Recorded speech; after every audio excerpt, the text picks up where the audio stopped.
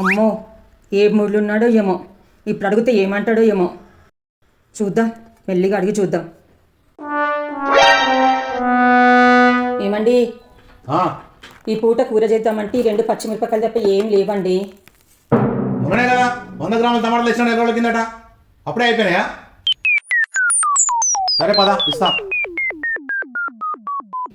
ఇగో పచ్చిమిరపకాయలు, ఇగో శామగడ్డలు. రోజుకు ఒక చెప్పడం పులుసు పెట్టు, మళ్ళీ 4 రోజుల దాకా కూరగాయలు అడగొద్దు.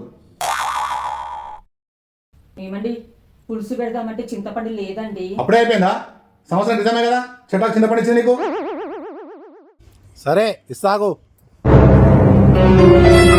ఇగో చింతపండు, సంవత్సరం దాకా మళ్ళీ అడగొద్దు.